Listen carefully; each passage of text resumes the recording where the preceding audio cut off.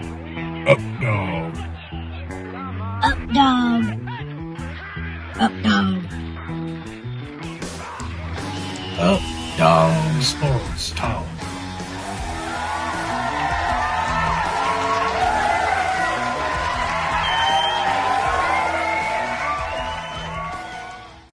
Hello and welcome to Up Dog Sports Talk. My name Dog. is Matt Miller. This is Bills Fan 101. Justin McGovern. Wow. What's going on, Justin? Well, obviously, a little bit disappointed the Bills lost, but, I mean, when you're up against a powerhouse like the Kansas City Chiefs, you know it's to be expected, and in all reality, all but one team ends the season disappointed, so overall, really happy with how the season went. I guess we should touch on these playoff games a little bit, since definitely some exciting action this past weekend. Yeah. Chiefs beat your Bills. I was actually on the fence about that one. I didn't know how I felt. Because on one hand, I wanted to see someone completely different in the Super Bowl. But on the other hand, because you're a Bills fan, I have to be spiteful and say, no, I don't want them there. How dare you? You'd do the same thing if the Bengals made it. No. I especially can't anymore. My girlfriend's a Bengals fan. Ooh. Yeah, that'd be bad. Ooh, you can't say anything now. Well, you can say something about the Rams. Yeah, that's about it. But it depends on who they play at that point. If they play the Bills or the Patriots, or if they play the Patriots, you're probably rooting for them. If they play the Bills, you're probably going to be trashing them. That would be a good game, Rams versus Bills. That actually happened this year. I meant like in the Super Bowl, though. Like there's different stakes involved. Yeah, it'd be fun. But yeah, I feel like, like all year we kind of waited for this Chiefs team to kind of put together like a complete game. They kind of put together parts of games, and maybe that was the whole thing. Their defense is definitely a lot more aggressive than they have been at any other point in the year. I think they knew they could kind of scrape by, and now that it's showtime, they're showing out. That is actually what I predicted on our earlier show with the playoff predictions, that the Chiefs would show up in full force against the Bills. That was that played into my should I root for them or not, because I had the Bills going to the Super Bowl. But I probably will never pick them ever again.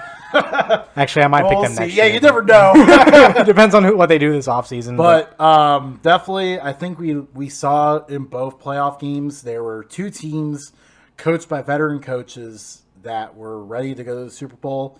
Two teams of young coaches who kind of looked at this game in the same way as a regular season game, which is a mistake that you just can't do. I don't think Sean McDermott did that. Matt LaFleur definitely No, did McDermott kicked 2 field goals inside the Kansas City 10.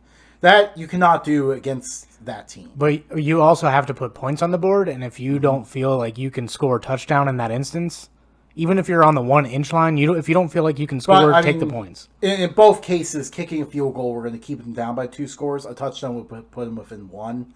Against the Chiefs and that offense, you just have to put it all on the line. Even if you're not entirely sure I'll go, I mean, you've been calling great plays all year. Figure out what you want to do best and put it all on the line. Obviously, now transitioning to the other game, it was the same deal. Hold on, going back to the Bills game. Yes. Missing Cole Beastly. He's a beast for playing on a broken leg for 3 games. He actually led the team in receptions too. But I had a similar injury in high school, and that's why I call him Cole Beastly, because that you can't really run that well with a broken fibula, and he looked like he was almost fine, like 75%, but no, he was broken. Yeah, it was interesting to watch him out there. Like, he was running routes and stuff, and then as soon as he catch the ball and stand up, like all of a sudden he's hobbling around, and then next play starts and he's back full speed again. Yeah, he's a beast. Big props to Cole Beastly. But yeah, moving on to the other game, Bucks and Packers. I don't know what the hell Matt LaFleur was doing. I was at my in-laws' house. I turned my head to the TV. I saw Aaron Rodgers not run for a touchdown. And then I was like, okay, I'll keep that thought to myself. I don't think they really want to hear my talk about sports. And then all of a sudden, Matt LaFleur sends a field goal unit out, and I'm like, what the hell are you doing? I'm so glad that family likes me, because if that was the first time that they met me, they probably would have been like, this guy's weird, Sam. You got to get him out of here. So, on a similar thing, I was at my girlfriend's parents' house, And her parents, Ironically, do not- also named Sam, but separate. yeah, separate yeah. convo here. Yeah. But ironically, they do not like Tom Brady at all. They do not. So they were in Packers all the way, and they were so mad. Like, everyone was just in an uproar about them kicking the field goal. We were like, what are they doing? I mean, you have like one of the best quarterbacks. The quarterback that was playing the best in the NFL this year, the NFL MVP, and you don't go for the touchdown there on 4th down. I just don't understand this decision. I mean, if you don't even get the touchdown 4th down, then you're still down by a score. Yeah, you pinned them You deep. have them pinned deeper than you would after a kickoff. Right. Which, especially at the Packers kickoff, because their special teams are trash. Well, They fired their didn't he? special teams Didn't they coordinator. kick it like a sky kick into like at the 10-yard line? Yeah, I think the Bucs took it out to like the 30. Yeah. So like, if you're gonna go for it, go for it. If you miss, you still have a chance. They'll pin you, like they'll put you at like the opposite 30 or 40, which is probably Right. better field position than what they had. I didn't pay attention really after that because I was like, this game sucks. But yeah, big props to Tom Brady. Like, I have never been a Tom Brady fan. I'm still not a fan, but I'm actually starting to appreciate the goodness that he is. Like, he's a great player. The second decade of Tom Brady is also a Hall of Fame. It's just absolutely ridiculous. Just seeing the playoff stats and everything. And now that he went and managed to go and like take this franchise that hasn't been to the Super Bowl since the early 2000s. As someone who has many times, anyone who knows me, all of you that know me know that I've said for years, probably all better than this because I'm a Bills fan, that Tom Brady is a product of the system. We have learned this year that is not the case. The system Tom is a product Brady- of Tom Brady. Tom Brady is easily the best quarterback of this That we've current ever seen. era. Of this current era, we're not going to compare eras here because Yeah, we're not that I like kind of that show. idea. We're not that I kind of like that show. idea, but of this era, Tom Brady is the greatest. Obviously, now we'll see because we kind of in the Super Bowl have a new era, old era going on, but we're not going to talk about that because the Super Bowl is not for another week and we have another show between. Yeah, them. we got so we got gotta a few occupy more. the other Yeah. show. But yeah, back to the Packers. Definitely, they have some things to work on. Aaron Rodgers made Their first priority is to get Aaron Rodgers back. Yeah, I've been seeing lists here where like everyone was in an uproar about what Aaron Rodgers said at that press conference, which I think going into that he mostly just said that because he was thinking about a lot of his teammates and stuff, and overall he was saying maybe my future's not determined too, but let's face it, I think he will be with the Packers. So I don't think there's any way he moves on. I was thinking that until I was doing some early morning toilet scrolling. Oh, yes. The good And- old drop of the deuce yeah. and look up some information. I mean, if you're looking to do a show, I mean, you absolutely have got to be on your phone. Look it up. Yeah, up all stats hours and of the day. everything while- I literally woke while up the you're other night and looked dropping at the deuce. That's for Twitter. sure. I looked at Twitter in the middle of the night the other night. I woke up and was like, what's going on? Yeah. I never do that. But it got me reminded me of when Brian Kelly said that he was going to still stay in Cincinnati and he loved it there. And the next day he left for Notre Dame. It has that feel. Now, with Aaron Rodgers, I don't think he's that type of guy. But there's always the possibility that he can go somewhere else. I am rooting for him to go back to the Packers. His legacy is with the Packers. He doesn't need to go anywhere else. Everyone says he's great. So, yeah, he's going to be there a while. Yeah, I think he's going to stay with the Packers. The reason why it caused such an uproar is just because people aren't used to someone not just giving canned answers in these interviews and stuff. He was saying, I mean, legitimately, when you're in the NFL, you just accept that not everything is determined. And a lot of people in the media just wanted to run with this because, let's face it, we're one game away from the offseason. Yeah. And we need things to talk about. Yeah, and But- it's slow because Pro Bowl's coming up. No one really cares about the Pro Bowl, even though it does look a little more interesting this year. But no one really cares about it. Yeah. There's not really a whole lot of topics. It's mainly the next 2 weeks is going to be, hey, is this person healthy? Is this person healthy? What are they going to do? That's it. Yeah. But we do have a list, and we may be able to add Aaron Rodgers to this list. He is on this list, but it says some QBs whose futures are in question. A few of these we've already talked about.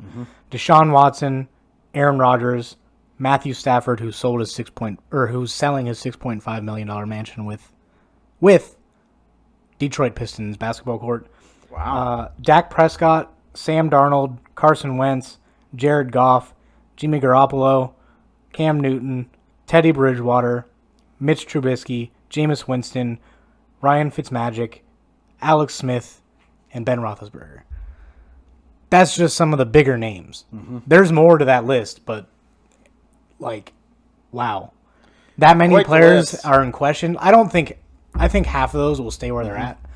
I think Big Ben's gonna stay if he doesn't retire. I don't see him in another I don't know. uniform. After seeing how Ben stared into the darkness there after that Browns game, I think he actually will retire. But I mean, if he doesn't retire, the He'll stay only the team Steelers, he's gonna play for is the Steelers. He's not going anywhere else. Yeah. Deshaun Watson obviously is gonna leave. Actually, this is where I'm going to disagree with you. So Nick Caserio takes this job. Obviously, does not know this, but now within a few, literally days when he took this job, I mean, basically his job's already on the line, because your biggest goal when running a franchise like this is that you want to have a top level quarterback. No matter what he does, he cannot get another Deshaun Watson unless he keeps the Deshaun Watson. Yep. So, unless they trade for Matt Stafford. Obviously, there's nothing that can be done right now. He's got to work on finding a coach and stuff like that. But eventually, it's up to him to reconcile his relationship with Watson. Get everyone else out of there. Just talk to him. Because if he does not, then he's already failed. He's already failed. You might as well just fire him then. I don't think you can do that. I think you have to wait to see how he recovers. Where do you send him? How much do you get for him? Or do you keep him? If they keep him, it's his job to make him happy. Yeah. If you get rid of him, you want to make sure that you get a big haul for that type of player. Even then, a big haul simply might not match having a top 5 quarterback in the NFL. What if you can have a top 10? What if you get Matt Stafford and the number 4 or 5 pick, whatever they have? You take on Matt Stafford's salary number and 7 pick, whatever, same top 10 pick. But even then, I don't think that's enough. I think the Texans as an organization, they have to make sure that Watson's still there, which a lot of people are currently pushing for him to go somewhere else. Obviously, the Bears have been a destination that popped up. That I don't see before. I really don't see that. I mean, I don't see Ryan Pace or Matt Nagy saying, "Yeah, we were wrong. Let's go get him. Let's get him in here." I think they're too stubborn. Yeah, that would take a lot of stones to do that. Yeah. But it would be game changing for the Bears. It would be game changing. That would put them, depending on what Aaron Rodgers does, that puts them at the top of the division. But you know what I want to see though? I want to see Fitzmagic go to the Patriots and complete the AFC East cycle. Yeah, I want him to manage to play for all 4 teams in the AFC East. Yeah, that would be fantastic. And he could fit the little Bill Belichick system there. Yeah, he could play for half the teams in the league by the end of his career. But yeah, that would be pretty nice. He could take the Patriots to 6 wins. No, he could get him back in the playoffs. He's like a half-season player. He always falls off at the end or starts off really bad and ends strong. Either way, no matter what Ryan Fitzmagic shows up, they're never in the playoffs. Carson Wentz, it actually sounds like he may stay. At least for this year. It sounds like the hire that the Eagles made. And at some point, stay tuned. We will have a coaching higher grade show. We gotta wait for all of them to sell out first.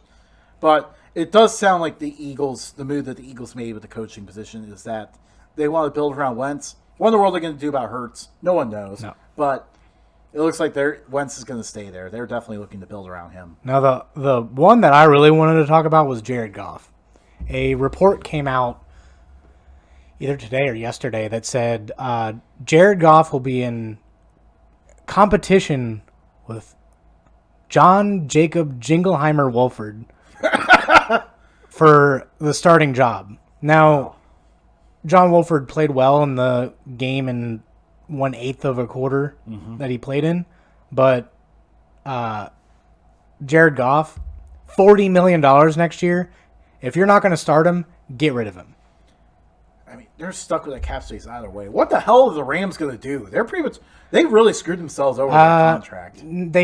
They did screw themselves over, but there is a possibility that they just buy out like the large portion of the contract with like any funds that they have. So they could, let's say, spend $20 million to bring his cap hit down to 20 this year, and then ship him out to somewhere to make it more attractive. But yeah, I mean, I don't think they're move getting on. compensation from that.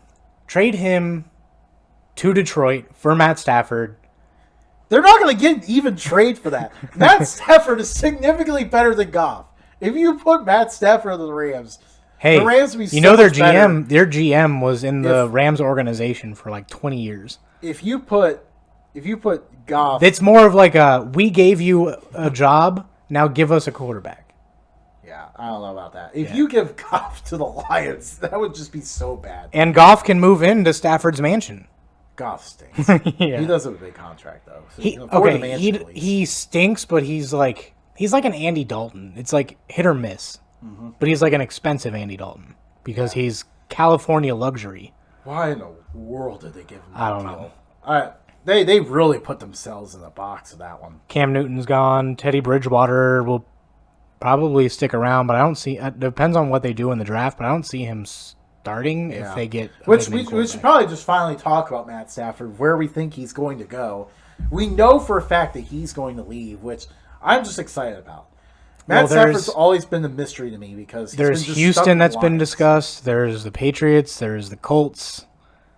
Like, it's pretty much you can throw a dart at a map of the United States, and the closest city that doesn't have a premium starting quarterback could be where he goes. Actually, we should do that when we're not filming this. Oh, definitely. Get a map, throw a dart at it, and find out. That's where we should do our picks from now on. But as good of an idea as that sounds, we would have to film the dart throwing too, just for entertainment purposes. But I do think that Blindfolded. I think Matt Stafford is going to the Indianapolis Colts. Chris Ballard has shown time and again recently that he thinks this team is ready to go contend for the Super Bowl. Now that Phillip They're going to have to Rivers give is up a gone, lot. They know what they have. He probably will be willing to give up his first round pick, and he'll do the same thing he did last year. He's going to have to give up more than a first round pick, though. Yeah, but he'll be willing to Trade Phillip Rivers. No, Phillip Rivers is gone. He's retired. Get out of here with that. Convince him to come back, trade him, and then force him to retire once he goes to Detroit. The Lions? he's like, no, I'm staying. No, but Motor City Dan Campbell will have you running through a wall. Dude, Motor City Dan Campbell. Listen to this guy, like, the other day. Yeah. Oh, my gosh. I'm a Lions fan now simply because of that interview. Actually, you want, okay, let's... We got to pull... It's a 1 minute clip of this guy talking. We got to pull this up. All right. Here it is. All right. Hold on. Let me restart it. It started halfway through. So this team's going to be built on, we're going to kick you in the teeth, all right? And when you punch us back, we're going to smile at you. And when you knock us down, we're going to get up. And on the way up, we're going to bite a kneecap off. Oh, man, there goes the kneecap! Yeah! Take 2 more shots to knock us down. All right, and on the way up, we're going to take your other kneecap. No! The other kneecap's gone! We're going to take the knock out of you. Before long, we're going to be the last one standing. All right, that's going to be the mentality. Wow. Motor City Dan Campbell is going to be biting some kneecaps off. Oh, Aaron man. Rodgers might want to get out of that division. Yeah, okay, maybe Aaron Rodgers is leaving now. He's going to Detroit to play for Dan Campbell. Man, everyone should go to Detroit. Bring the Lions back. Dude, I mean, the Lions are back now. They're ready to contend for the Super Bowl. I mean, listen to this guy. Yeah. The kneecaps are gone and everything, and their opponents. And he's probably my favorite coaching hire right now. Second favorite would be Brandon Staley, just because he's Rams, went to Dayton, and just an all-around great guy. But Motor City Dan Campbell, I will run through that glass door right now if he was in here talking to me like that. This guy is hilarious. I mean, his like press conference was like, I think he talked for like a half hour before the first question. Yeah, and then normally that's how long like the press conference lasts. Yeah, and it lasted like an hour and a half or something, Something hour like that, and a half, and then like halfway through, like Pat McAfee was like cheering him on and stuff, and then just died laughing when Motor City Dan Campbell just started chugging water up there because he needed a breather because he's talking so much. Oh man, what a coach! I really can't wait for that. First meeting. I know. I'm so glad that the Lions have been bad for so long. Why not just go ahead and drop this guy into our lives? I know. I mean, this is amazing. Well, he did fail in Miami as an interim head coach, but then he sat behind Sean Payton, learned a lot. So we'll see where that knowledge goes. Yeah. But as of right now, we'll discuss that more during our coaching. As of right now, the Lions to the Super Bowl 2022. Let's go. Oh yes, Dan Campbell is the man. And switching gears from that, all the other quarterbacks are either retiring or staying where they're at. Switching gears, baseball. Oh my gosh. Baseball Writers Association of America, you can go to hell. You didn't vote a single player into the Hall of Fame. This is embarrassing. I know. This is absolutely embarrassing. Like, like a Hall of Fame is supposed to be a celebration of your sport. And this basically is the opposite of that now. Well, you had 14 ballots that didn't even have a single vote on it. And then like a lot of them are like old school journalism type guys. Like they're like, I think Ken Rosenthal was one at one point. I think he's gone, but they're very against the steroid era, and I was for a little bit. But if you look at the state of the sport after the '94 strike, a lot of people left to go to soccer or football or basketball. Like, you lost a lot of fans, and Mark McGwire and Sammy Sosa steroid days brought them back. Yeah. Barry Bonds hitting 72 home runs brought him back. All right, 80 home runs brought him back. Like, celebrate that. I know. Like, these were the people that we watched growing up, and now are we just going because of the steroids and everything? And everyone should form their own opinion on that. But are we just going to throw like the whole era we watched growing up because of this? Yeah, and for a lot of that, steroids were legal. Mm-hmm. Like, you could use it. Know. And I mean, who knows? Maybe some of the people in the Hall of Fame already used them. Yeah. We don't know that. Yeah, and just because we found out doesn't mean that we should exclude them from the Hall of Fame. Now, you could put them in, and it's a lesson learned. Okay, maybe they shouldn't be using steroids, even though that was much more fun to watch than today's baseball. But like, put them in a separate wing of the Hall of Fame. Put them in like a steroid era Hall of Fame, or give everyone steroids now. But electing no one into the Hall of Fame is the dumbest thing I've ever heard. At least put one in. Like, come on. Like, listen to this. I mean, we wait this long for a Hall of Fame election. Listen to these votes. Kurt Schilling, 71.1%. You need 75% to get in. 71.1%. Barry Bonds, the all-time home run king, 61.8%. Roger Clemens, 61.6%. Scott Rowland, 52.9%. Omar Vizquel, for all you Indians fans out there, 49.1%. List goes down from there, but Sammy Sosa got like 17%. Manny Ramirez, 28.2%. Like, what are you doing? This is such a poor job. I mean, even I could do a better job than this. And when it comes to talking baseball, I'm like a salmon on the sidewalk. Yeah. Like, I don't know what I'm talking about, but I could do a better job than those bums. Yeah, and I have followed baseball since day one of my life. I was born to watch baseball. Talking about it, I raise a few eyebrows, I guess, but put somebody in. Kurt Schilling may be a jackass, maybe a Trump supporter, maybe all these things, but he had grit. He played with the bloody sock. He's been to World Series. Right. He's pitched excellent throughout his career. I can't remember if he cheated or not. Probably with the era, but all of them. But still, I mean, Barry Bonds, before he took steroids, he was a 30-30 guy. 30 home runs, 30 stolen bases. Barry Bonds was freaking insane. He was so good.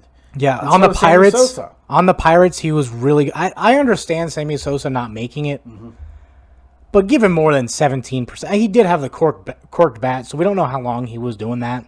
That is by far illegal, but give him more than 17%. Come on. Yeah, this is ridiculous. 400 riders, and no one gets written in. Like, I don't know how else to complain about it.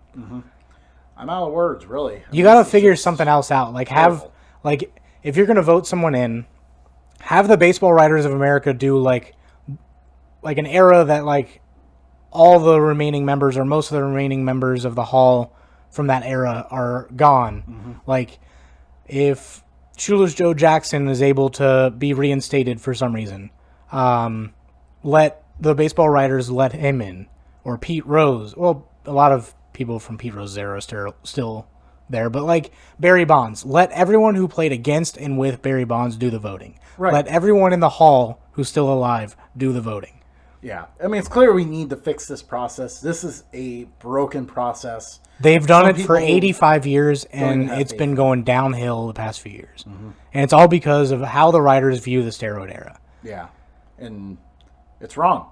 It's completely and utterly wrong. Yeah. So, bad day for baseball. Baseball went from first best sport ever in like the 1920s to now probably the fourth or fifth. Because of this stuff and like Rob this. Manfred, and like it's not a Yeah. good look in 2020, 2021 for baseball at all. And it doesn't look like it's going to be that great for a season for 2021 either. Yeah, we'll see how many times Rob Manfred messes that up too. So just supposedly, start with- there's a Arizona Cactus League. Today, a letter was written to postpone the Arizona Cactus League, and the signature is from the Arizona mayor, who is from is in Glendale. Glendale is where the Arizona Coyotes play, and they have fans. And now you have a mayor supposedly saying, let's postpone this because of COVID and we don't want fans at these games. But yet you allow fans at hockey games?